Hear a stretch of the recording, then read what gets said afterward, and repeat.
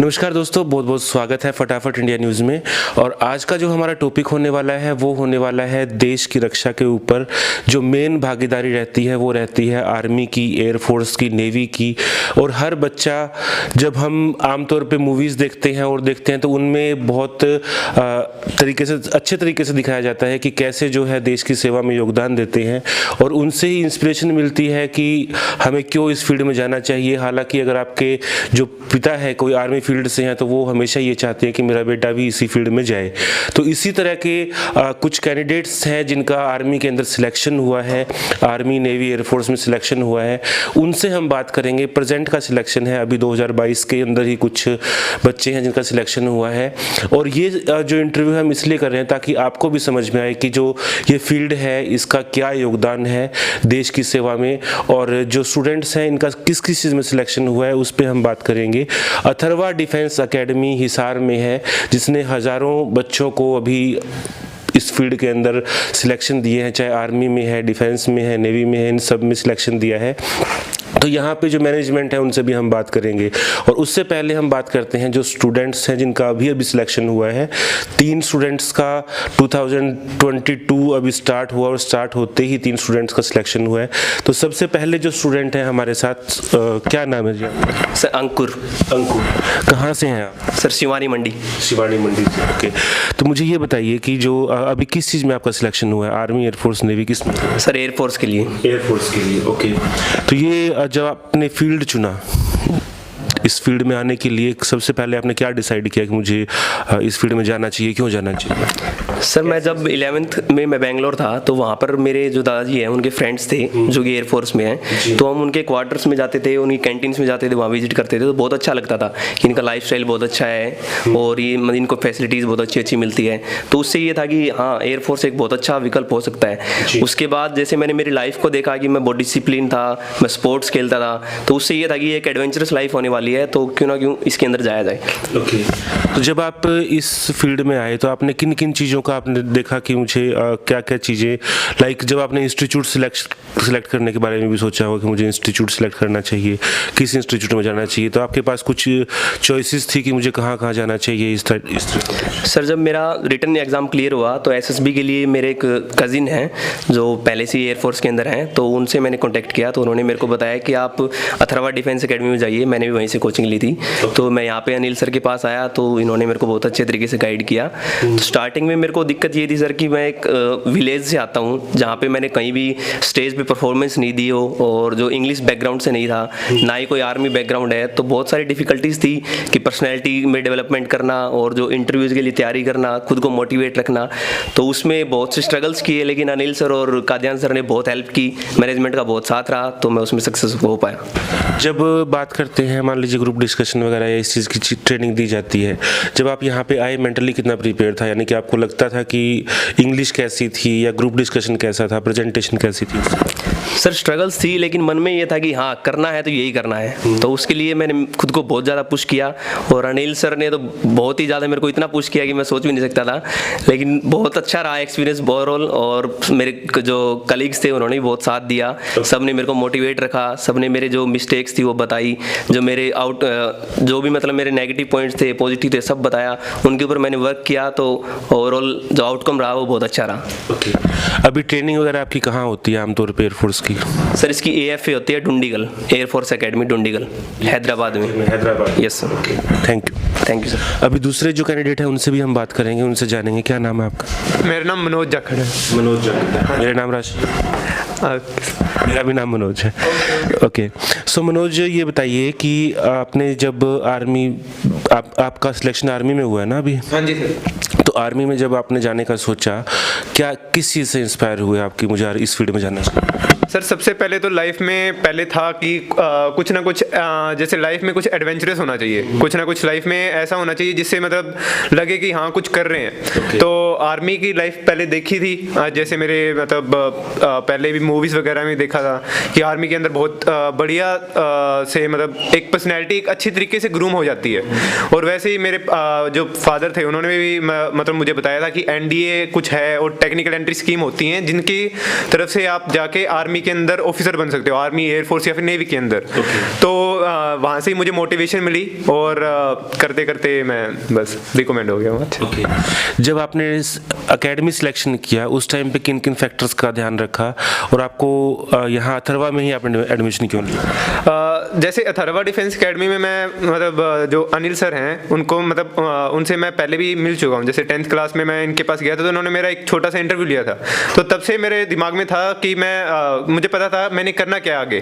तो एसएसबी की मैंने तैयारी करनी थी, तो उसके लिए मैं अथर्वा डिफेंस एकेडमी आया। तो मैंने कुछ ज़्यादा सोचा नहीं क्योंकि विश्वास था एकेडमी पे, क्योंकि पहले भी मैंने कई और बच्चों के भी इंटरव्यू देखे थे यूट्यूब पे, तो था कि हाँ इस एकेडमी में जाऊँगा। और बहुत अच्छे से मैंने खुद को इम्प्रूव किया यहाँ पे आने के बाद, क्योंकि अनिल सर ने भी, मेजर डीपी कादियान सर ने भी बहुत ज़्यादा हेल्प की खुद को मुझे इम्प्रूव करने की। और जैसे जो क्वालिटीज़ होती हैं, जो ऑफिसर्स लाइक क्वालिटीज़ होती हैं, उनको अपनी लाइफ में लेके आने की और अच्छे से एक इम्प्रूव करने की बहुत ज़्यादा मुझे हेल्प हुई, और जिसकी वजह से मैं एसएसबी क्लियर कर पाया। Thank you. ओके, नेक्स्ट जो कैंडिडेट है उनसे हम जानेंगे कि जो कैसे इनका इंटरेस्ट बना और इनका भी अभी सिलेक्शन हुआ है। क्या नाम है आपका? जी मेरा नाम आर्यन है। आर्यन, कहाँ से हैं? जी मैं हिसार से हूँ, सेक्टर 15 हिसार। सेक्टर 15 से। Yes. तो जो आर्मी फील्ड है इसमें जाने के लिए कैसे मोटिवेट हुए, कैसे आपको लगा कि मुझे इस फील्ड में जाना चाहिए? जब मैं गांव में रहता था पहले, तो वहाँ पे हमारे आस पड़ोस में लोग थे जो आर्मी बैकग्राउंड से थे, जिन्होंने वहाँ पे सर्विस की थी। तो मैंने उनका लाइफस्टाइल देखा था, एक एक्टिव लाइफस्टाइल जीते हैं वो इवन आफ्टर देयर रिटायरमेंट। तो उससे मुझे एक मोटिवेशन मिला कि ये एक ऐसा करियर है जहाँ पे एक इंसान एक बहुत ही एडवेंचरस और एक आउटडोर सी लाइफ जीता है। तो उससे मुझे काफ़ी मोटिवेशन मिला कि मुझे यहाँ जाना चाहिए। तो अभी आपका जो ट्रेनिंग होगी वो कहाँ पे होगी? जी मेरी ट्रेनिंग ऑफिसर ट्रेनिंग एकेडमी गया में होगी, बिहार में। जी। ओके, और अभी सिलेक्शन हुआ है वो किस चीज़ों की आपने तैयारी की थी स्टार्टिंग में? जब मैं अथर्वा डिफेंस एकेडमी में आया था मेरे सबसे पहले एसएसबी के लिए, उस वक्त जैसे मुझे कुछ भी नहीं पता था ज़्यादा एसएसबी के बारे में। तो यहाँ पे अनिल सर थे, इन्होंने मुझे साइकोलॉजी के लिए काफ़ी गाइडेंस दी कि किस तरह से अपनी स्टोरीज़ वगैरह लिखनी चाहिए। और मेजर डीपी कादियान सर थे, इन्होंने हमें ग्रुप डिस्कशंस के बारे में बताया। इन्होंने हमें नई नई हैबिट्स के बारे में बताया, जैसे कि आपको न्यूज़पेपर रीडिंग वगैरह करनी चाहिए जिससे आपकी कम्युनिकेशन स्किल्स, इंग्लिश आपकी इंप्रूव होती है और आपका ओवरऑल नॉलेज बढ़ता है, जो कि एक बहुत ज़रूरी है एक ऑफिसर बनने के लिए। तो इस तरह से मैंने अपनी जो लाइफस्टाइल थी उसके अंदर अच्छी चीज़ें इनकलकेट की और अपना पर्सनैलिटी डेवलपमेंट पे काम किया। आपने कितनी बार अटेम्प्ट किया टोटल? टोटल सर मैंने 9 अटेम्प्ट दिए हैं एसएसबी के। जी। ओके, तो हर बार कुछ ना कुछ सीखने को मिला? जी हर बार कुछ ना कुछ सीखने को मिला और इम्प्रूव भी किया। Thank you. दोस्तों अभी हम चलते हैं जो स्टाफ है यहाँ के और अथर्वा डिफेंस एकेडमी के जो मेन सिलेक्शन कमेटी है उनसे हम बात करेंगे, उनसे जानेंगे कि उनकी क्या क्या राय है। तो दोस्तों अभी हमारे साथ हैं अनिल चौधरी जी, जो डायरेक्टर हैं अथर्वा डिफेंस एकेडमी के, और यहाँ सर से बात करेंगे, जानेंगे कि क्या क्या चीज़ें सिलेक्शन के टाइम पे जो बच्चे हैं उनकी कैसे सिलेक्शन करते हैं, क्या क्या चीज़ों के लिए प्रिपेयर करते हैं, उन सब चीज़ों पे जानेंगे। सर बहुत बहुत स्वागत है हमारे channel. Thank you so much Manoj ji. Sir ये बताइए कि आपके जैसे एकेडमी में स्टूडेंट्स आते हैं, तो जब आपके पास फ्रेश स्टूडेंट कोई आया, अब हर तरह के स्टूडेंट आएंगे, ऐसा नहीं है कि शहर का ही आएगा या ज़्यादा इंटेलिजेंट आएगा, तो आप उनका लेवल चेक करते हैं उस टाइम पे क्या क्या चीज़ों का ध्यान रखते हैं? जो फर्स्ट ऑफ ऑल है, जैसे हम एक इंटरव्यू फेस रखते हैं जो साइकोलॉजिकली चेक करते हैं हम बच्चे का, तो फर्स्ट उसका आता है कि उसकी नॉलेज कितनी है, नॉलेज के साथ साथ उसके संस्कार कैसे हैं, और फिर उसकी जो बॉडी लैंग्वेज है वो कैसी है, एटिकेट्स कैसे हैं, उसका कॉन्फिडेंस कैसा है। क्योंकि जब हम ऑफिसर्स तैयार करते हैं यहाँ पे अथर्वा डिफेंस एकेडमी में, तो उसके अंदर सबसे पहली चीज़ है कि उसकी जो बच्चे की जो मेन फाउंडेशन है वो क्या है। तो उस चीज़ को हम थोड़ा सा उसमें चेक करते हैं और उसके मुताबिक फिर उसको हम आगे तैयार करते हैं। बेसिकली अथर्वा डिफेंस एकेडमी में जो है, जो ऑफिसर्स लाइक एनडीए के अंदर हैं, National Defence Academy, Combined Defence Services, Air Force Common Admission Test, Air Force XY group, तो ये सारी एंट्रीज है जिसकी तैयारी हम बेसिकली करवाते हैं। और जैसा कि आपने एक बात कही कि शहरों से नहीं गांव से बच्चे आते हैं, तो गांव से जो 70% जो हमारे पास जो तादाद है वो गांव से है जी। तो उन बच्चों को मतलब mentally they are very strong, physically they are very strong, लेकिन कम्युनिकेशन के लिए उसके ऊपर बहुत काम करना पड़ता है उस बच्चे को, तो ये चीज़ होती है।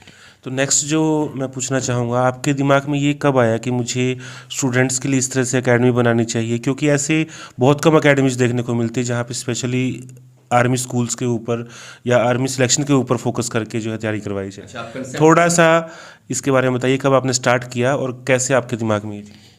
ये एक्चुअली 2009 से हमारे दिमाग में थी और हमने एनसीआर रीजन में भी इस पे काफ़ी काम किया और उसके बाद हमने 2010 में सर्वे किया हरियाणा के अंदर कि क्या किया जाए और बच्चों को डिफेंस के अंदर भेजा जाए। तो 2011 में हमने फर्स्ट फाउंडेशन इसकी स्टार्ट की अथर्वा डिफेंस एकेडमी की। और हमने बहुत मोटिवेट किया, तहे दिल से मोटिवेट किया हमारी टीम ने बच्चों को गांव में जाकर और काफ़ी उनको इनक्रेज किया कि वो ऑफिसर्स बन सकते हैं, अगर ऑफिसर्स नहीं तो एटलीस्ट एयरफोर्स XY ग्रुप में वो जा सकते हैं। तो 2011 में हमने इसकी शुरुआत की थी, बिल्कुल पैशन के साथ, बिल्कुल डिटर्मिनेशन के साथ। हाँ जी।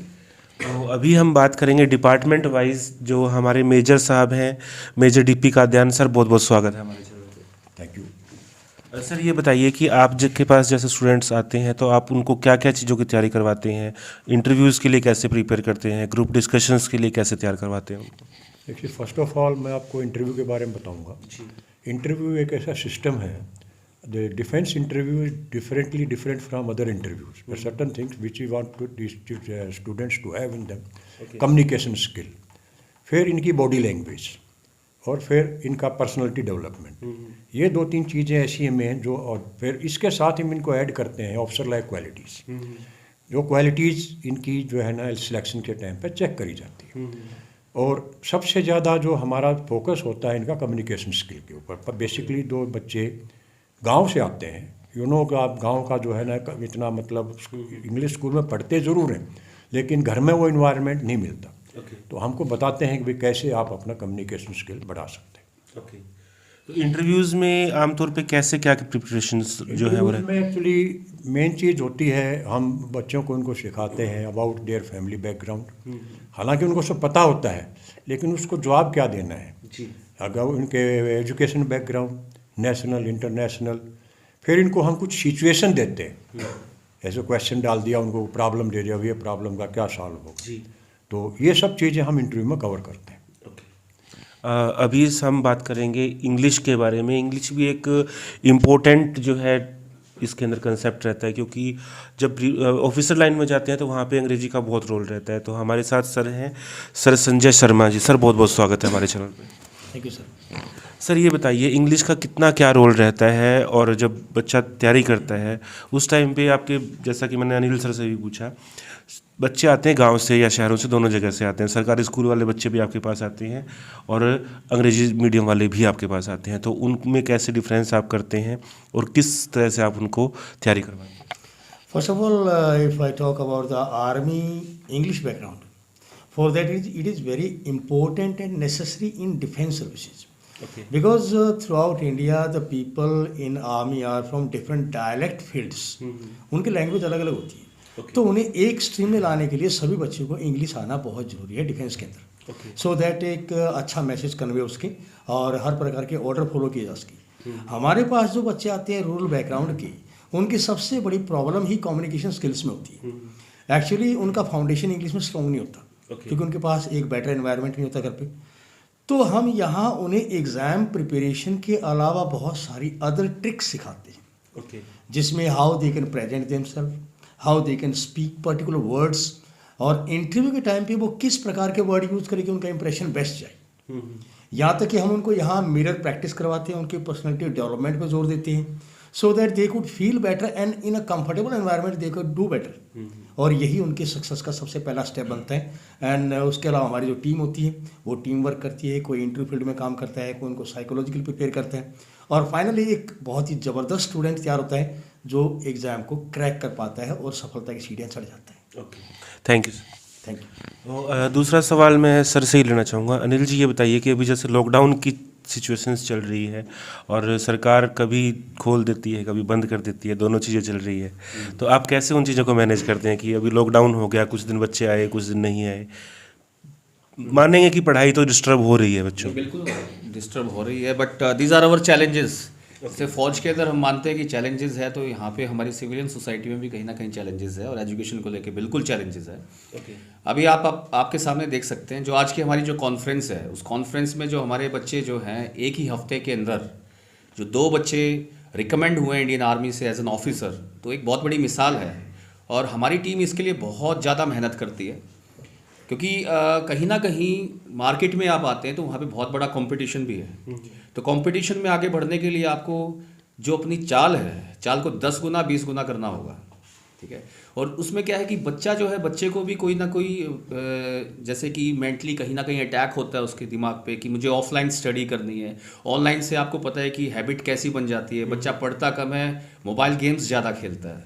तो जो परंपरा, जो एजुकेशन की जो ट्रेडिशन है वो है ऑफलाइन की, लेकिन कहीं ना कहीं हमें टेक्नोलॉजी के अंदर आगे भी बढ़ना होगा। तो हम टेक्नोलॉजी को भी इस्तेमाल कर रहे हैं और हम ऑनलाइन सेशंस भी अभी बच्चों को दे रहे हैं, लेकिन हम प्रेफर ऑफलाइन के अंदर ही हैं। ओके, हाँ जी। तो अभी जो है एक और सेक्शन है, उसके ऊपर हम बात करेंगे। हमारे साथ है संदीप रणवा जी। सर ये बताइए कि आपका जो डिस्कवरी एक सेक्शन है अथर्वा का, कैसे क्या वर्क करता है? एक्चुअली मैं बताना चाहूँगा कि डिस्कवरी इंस्टीट्यूट जो हमने स्टार्ट किया है, इसकी स्टार्टिंग हमारी अथर्वा डिफेंस एकेडमी की थी, जिसमें हमने ऑफिसर्स के लिए एंट्री स्कीम की थी स्टार्ट। लेकिन ऐसा होता है कि हर कोई बच्चा ऑफिसर लाइक क्वालिटी नहीं होती, जैसा सर ने कहा था OLQ होता है कुछ। तो उसके अलावा हमने सोचा कि अगर कोई बच्चा ऑफिसर ना बन पाए तो ऐसा नहीं है कि वो डिफेंस में नहीं जा सकता। तो इसके लिए हमने आर्मी लेवल पे, जैसे आर्मी GD होता है, तो उसकी हमने तैयारी करनी स्टार्ट की। तो उसके अलावा जैसे कि गवर्नमेंट सर्विसेज हैं, हरियाणा SSC है, SSC है, हम उसकी भी तैयारी करवाते हैं। हमारे पास जो भी बच्चा आता है उसकी पहले काउंसलिंग करते हैं। काउंसलिंग के अंदर हम चेक करते हैं बच्चे की एलिजिबिलिटी क्राइटेरिया क्या है। एलिजिबिलिटी क्राइटेरिया में हम पूछते हैं बच्चे से कि उसका इंटरेस्ट क्या है, जिस फील्ड में जाना चाहता है। फिर उसकी एलिजिबिलिटी को मैच करके हम उसको गाइड करते हैं कि बेटा आप इस कोर्स में जा सकते हैं, और हम उसकी प्रिपरेशन करवाते हैं बच्चे को। तो आपका जो डिस्कवरी है, ये अथर्वा का पार्ट आपने बताया, तो इसमें बाकी जॉब्स भी आ जाती हैं, यानी कि सिर्फ डिफेंस नहीं है, बाकी जो जॉब्स है वो भी इसके अंदर सारी आ जाएंगी। तो आप उसमें क्या क्या चीज़ें करवाते हैं, मतलब क्या क्या चीज़ों को कवर करते हैं? इसके अंदर कंपटीशन एग्जाम्स में जो भी चीज़ें आती हैं, जैसे कि अगर स्टाफ सिलेक्शन कमीशन की बात करें तो उसमें सेंट्रल गवर्नमेंट्स आती हैं, जिसमें excise inspector, income tax inspector वगैरह, जो SSC CGL एग्ज़ाम होता है कंबाइंड ग्रेजुएट लेवल। उसके बाद में SSC का एग्ज़ाम लेता है आपका CHSL का कंबाइंड हायर सेकेंडरी लेवल, तो उसकी भी तैयारी करवाते हैं। इसके साथ में अगर स्टेट लेवल की बात करें तो हरियाणा SSC एग्ज़ाम होता है, जिसके अंडर जैसे कि आपने सुना होगा पटवारी वगैरह, और ये एग्ज़ाम होते हैं ग्राम सचिव वगैरह, वो हम कवर करते हैं इसके अंदर। तो ये सभी एग्ज़ाम्स की प्रिपरेशन यहाँ पे चलती है, साथ में हम फिजिकल की तैयारी साथ में करवाते हैं इसमें। Thank you sir. Thank you. अभी हमारे साथ है नरेश पूनिया जी। सर बहुत बहुत स्वागत है हमारे चैनल। नमस्कार मनोज जी, कैसे हैं आप? एकदम बढ़िया सर। सर ये बताइए, आपका सैनिक स्कूल का कुछ कंसेप्ट सुना मैंने, तो कैसे अथर्वा डिफेंस एकेडमी जो सैनिक स्कूल है उसके लिए छोटे बच्चों को शुरू से ही प्रिपरेशंस करवाती हैं, क्या चीज़ें रहती हैं? देखिए, अभी जो मतलब अनिल सर ने भी बताया, मेजर साहब ने आपको बताया कि अथर्वा जो है ऑफिसर्स के लिए काम कर रही है। फिर कुछ टाइम बाद हमारे दिमाग में आया कि ये चीज़ हम क्यों ना छोटे लेवल से ही बच्चों को तैयार करें, क्योंकि जो हमारे इंडिया के अंदर है, जैसे सैनिक स्कूल है, RMS है, RIMC है, मिलिट्री स्कूल है, तो वहाँ पे जो बच्चा जाता है वहाँ पे जो एंट्री होती है 6th क्लास से स्टार्ट होती है। तो हमने सोचा कि हम क्यों ना फाउंडेशन से ही बच्चे को तैयार करें, कि हमारा बच्चा जो है शुरू से ही क्या है वो सोचे ही उसमें क्या कि मुझे जाना ही कहाँ है, डिफेंस के अंदर ही मुझे जाना है। और हम जो है बच्चे को 4th क्लास से ही लेते हैं। देखिए, सैनिक स्कूल में जो एंट्री होती है वो आपकी होती है 6th क्लास में, इसके अलावा होती है 9th क्लास के अंदर। लेकिन हम जो है बच्चे को 4th क्लास से ही एंटर करते हैं, क्योंकि देखिए जो सैनिक स्कूल है या RIMC है, उसके अंदर आपका रीजनिंग भी आता है, मैथ भी आता है, GK भी आती है, इंग्लिश भी आती है। और छोटे बच्चों के लिए मतलब इन चीज़ों को समझना, इसके अलावा जैसे आजकल जो OMR सीट के ऊपर एग्ज़ाम होता है, बड़े बच्चे ही मतलब उसमें बहुत सारे मिस्टेक करते हैं कि वहाँ पे भर नहीं पाते, उसको फिल नहीं कर पाते अच्छे से। तो हम वो चीज़ें जब हमारे दिमाग में आई, क्यों ना कि हम बिल्कुल छोटे लेवल से वो चीज़ें स्टार्ट करें, और वो चीज़ें हम सिखाते हैं यहाँ पे। इसमें हमारा क्या है कि 2 तरीके से चलता है। एक हमारा स्कूलिंग के साथ चलता है, जिसको हम मॉर्निंग बैच बोलते हैं, सुबह से लेके सुबह 9 बजे से लेके 2:30-3 बजे तक का बैच चलता है। इसके अलावा जो दूसरा बैच चलता है वो इवनिंग का चलता है, जो स्कूल जाने वाले बच्चे हैं कि वो अलग अलग स्कूल में जाते हैं, उसके बाद छुट्टी के बाद जो यहाँ रहते हैं, ठीक है। तो इस तरीके से 2 बैच हमारे चलते हैं, और उसमें हम क्या है बच्चे को प्रॉपर तरीके से तैयार करते हैं। जैसे हमारे बड़े बच्चों का होता है, सेम छोटे बच्चों का रहता है कि एडमिशन हम तभी लेते हैं, मतलब पहले उनकी काउंसलिंग होती है कि बच्चा स्टैंड कहाँ करता है, कि भाई उसका बेसिक कैसा है, फिर उसके अकॉर्डिंग हमें पता लगता है कि हाँ बच्चे के किस किस पोर्शन पे, किस किस सेक्शन पे हमें काम करना है, और उस पर हमारी एक पूरी टीम काम करती है। उसमें अलग अलग डिपार्टमेंट है, मैथ की क्लास का, रीजनिंग की क्लास का, इसके अलावा जो उनका ओवरऑल पर्सनैलिटी का रहता है वो रहता है, तो सब देखते हैं उसके ऊपर। हाँ जी सर, धन्यवाद। Okay, thank you sir. तो दोस्तों ये था हमारा इंटरव्यू, जिसमें हमने जाना कि कैसे जो आर्मी के अंदर बच्चों को प्रिपेयर करवाया जाता है और उनको ट्रेनिंग दी जाती है। आपको कैसी लगी इन्फॉर्मेशन? अगर आपका कोई सवाल है आप कमेंटों के माध्यम से पूछ सकते हैं, या आपको मैं सीधा स्क्रीन के ऊपर नंबर दे रहा हूँ, यहाँ पे आप कॉल करके डायरेक्ट भी पूछ सकते हैं। और आज के लिए इतना ही दोस्तों, और पूरी टीम का मैं धन्यवाद करूँगा जिन्होंने टाइम निकाला हमारे इंस्टीट्यूट के लिए। सभी सर का बहुत बहुत धन्यवाद। तो मिलते हैं दोस्तों नई न्यूज़, नई रिव्यू के साथ में। तब तक के लिए जय हिंद, जय भारत।